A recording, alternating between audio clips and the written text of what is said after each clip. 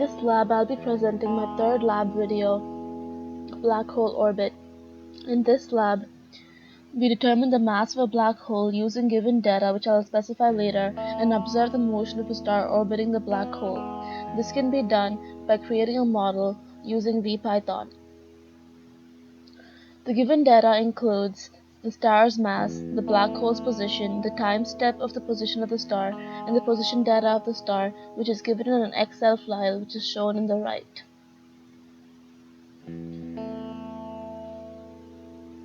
This lab has been performed in 5 consecutive steps. The first step was to observe the motion of the star, considering only its position. Then it was to identify the forces working on the star. The third step was to explain the applicable formulas or processes. The fourth was to plug in the formulas and data into the VPython code. And the fifth was to provide additional information. When the data provided in the Excel file is read by the VPython code and the code is run, the module would look something like this.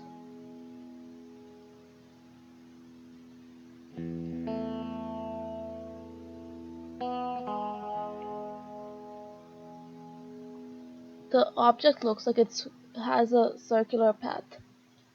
Now, according to Newton's first law of motion, an object moves in a straight line and at constant speed except to the extent that it interacts with other objects. This means that when an object is under the influence of no external force, the motion should look like this.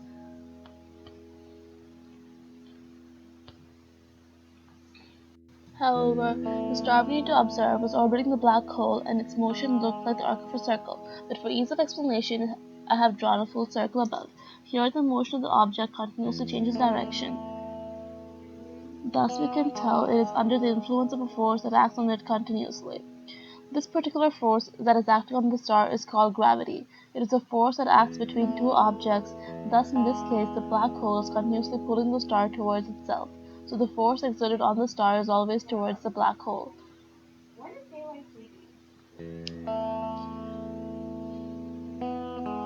Newton's law of universal gravitation states that the force of gravity is equal to the gravitational constant into the product of the masses involved divided by the distance between the two masses.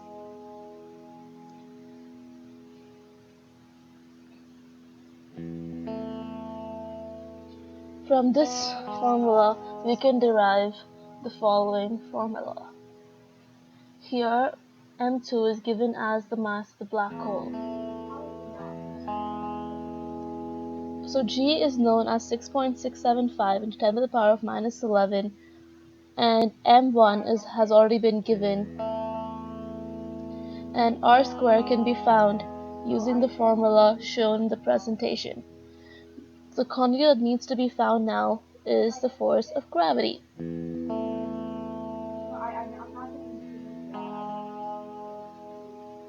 Now, according to the momentum principle, dp by dt is equal to F net, or in other words, rate of change of momentum equals to the net force on the object. But since momentum is equal to the mass into the velocity, we can say that the mass into the rate of change of velocity is equal to F net.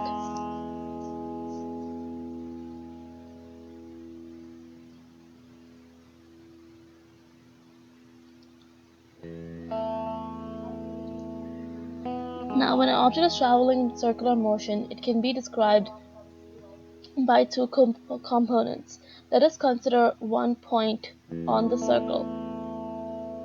Now, that's the vertical component, and the arrow appearing now is the horizontal component. The horizontal component of force acts in the direction of velocity. The vertical component of force acts towards the center of the circle, and the horizontal component of force plus the vertical is equal to the net force. When the data and the formulas just explained are plugged into the code and the code is run, the resulting module will look like this. The blue arrow is the F net perpendicular, the yellow arrow was Fnet, and the black arrow was Fnet parallel. The mass was given over there.